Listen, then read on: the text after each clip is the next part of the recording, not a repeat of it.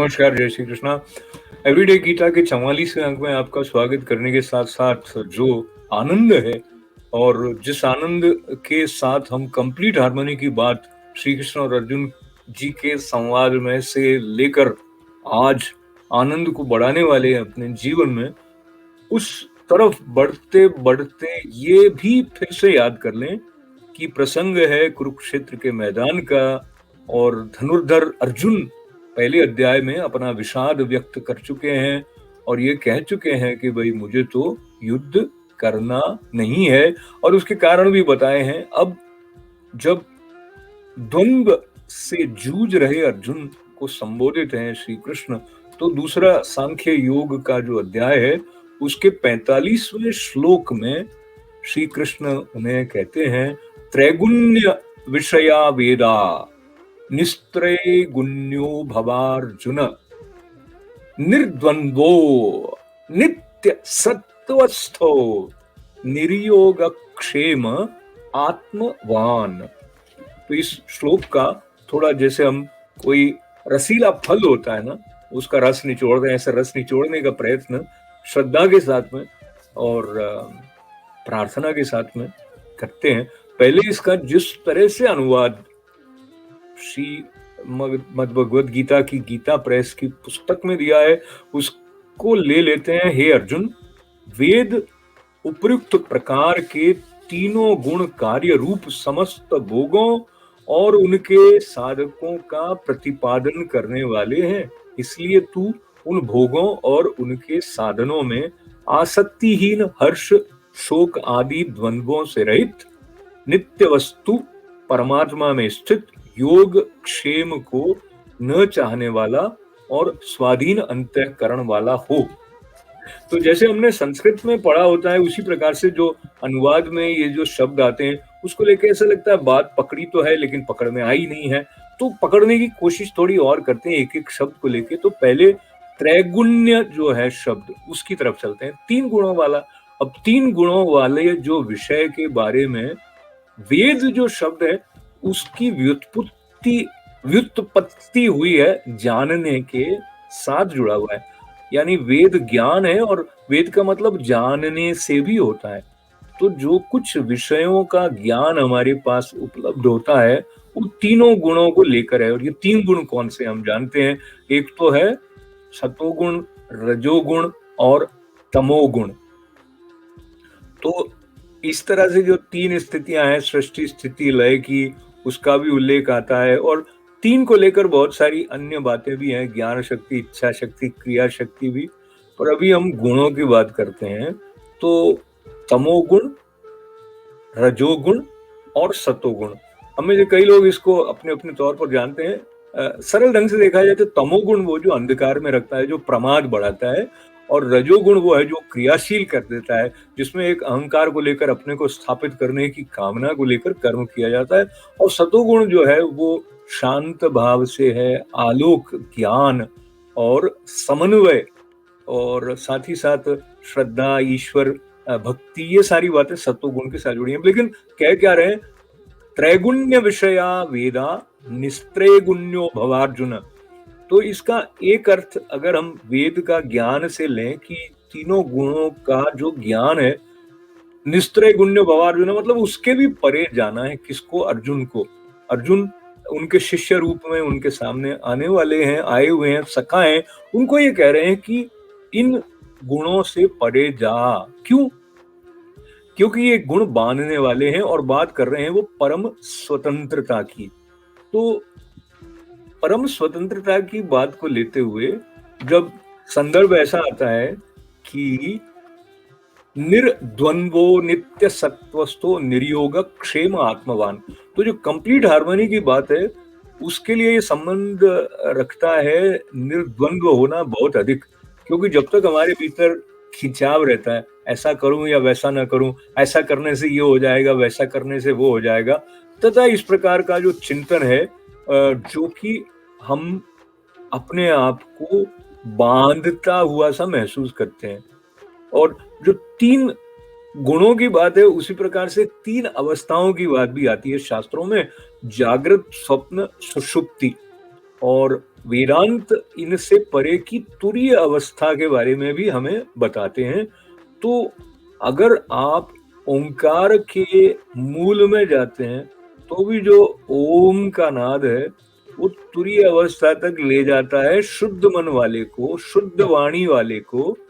और जब सृष्टि स्थिति लय इन तीनों से परे की अवस्था का बोध हो जाता है, तो फिर किसी बात में कोई प्रकार का द्वंद्व क्यों रहेगा? तो जो निर्द्वंद्वो होगा और नित्य सत्वस्थो होगा। तो नित्य सत्वस्थो का मतलब वो हुआ जो कि अपने आत्म स्वरूप में स्थित है और सतो गुण की प्रधानता को लेकर यहाँ तक आया है, तो वो परम स्वतंत्र है। जो परम स्वतंत्र है, उसको पूरी तरह से समन्वित रहना आ गया है। और परम स्वतंत्र कौन है? तो ये दो पंक्तियां याद आती हैं कि चाह मिटी चिंता गई मनुआ बेपरवाह, और जिसको कछु नहीं चाहिए वो शाहन के शाह। तो जो हमारी कामनाएं होती हैं वो हमें बांध देती हैं। लेकिन आप ये ध्यान रखें कि बात अर्जुन से जब कर रहे हैं, तो वो उसको प्रेरित कर रहे हैं युद्ध करने के लिए। लेकिन युद्ध करने के पीछे किस तरह का भाव हो, वो स्पष्टता पूरी गीता में जैसे आती है, वो हमारे जीवन के लिए भी प्रासंगिक है। परम स्वतंत्रता का बीज जो है वो निर्योग क्षेम में छुपा हुआ है। योग यानी युक्त होना, यानी कुछ प्राप्ति की चाह, और क्षेम का मतलब है कि जो प्राप्त कर लिया है उसको बचाने की, उसको सुरक्षित रखने की चाह। तो योग और क्षेम, निर्योग क्षेम, यानी कुछ प्राप्त करने की चाह भी नहीं है और जो प्राप्त किया हुआ है उसको बचाने की तरफ से भी कोई चिंता नहीं है। तो परम आश्वस्ति हो गई। और जो परम आश्वस्ति की अवस्था है वो किसकी हो सकती है? तो वो आत्मवान की हो सकती है। और जो आत्मवान है वो सतोगुण प्रधान होगा, और उसको समन्वय या प्रकाशित जो ज्ञान है उसका बोध लेके कर्म करने की प्रेरणा मिल जाती है। आज हम 45वें श्लोक पर ही सीमित रहेंगे, 46वां श्लोक कर लेंगे, क्योंकि इस श्लोक के साथ में उतना रस है, जिसका जितना पान किया जाएगा उतना उतना आप जहां भी हैं, जिस भी कार्य के साथ जुड़े हुए हैं, उसमें जो अगर कोई संशय है, किसी तरह की कुंठा है, वो उससे दूर कर देने की औषधि रखता है ये वाला श्लोक। तो न कोई व्यग्रता होगी, न कोई बेचैनी होगी, क्योंकि परम आश्वस्ति है, निर्योग क्षेम होना है आत्मवान होकर। और जो स्थूल उपलब्धि है उससे परे जो विशालता है आत्मवान की, उसका संकेत भी इस श्लोक में किया गया है। अब इसमें एक और महत्वपूर्ण बात यह है कि युद्ध करने के पीछे जिस तरह का भाव श्री कृष्ण अर्जुन को बता रहे हैं, उसमें संकेत यह है कि वो निस्वार्थ भाव से युद्ध करे। यानी ये कोई प्राप्ति करने के लिए नहीं है। वो तो पहले ही कह चुका है कि ये सारे अगर साम्राज्य मुझे संसार का मिल जाता है तो भी मैं इनको मारकर वो प्राप्त करना नहीं चाहता। तो मूलतया वो लालसा को लेकर प्रेरित होने वाला बंदा नहीं है। तो ये जो निस्वार्थ भाव को लेके कर्म करने की जो प्रेरणा है वो यूनिवर्सल है, वो सर्वकालिक है।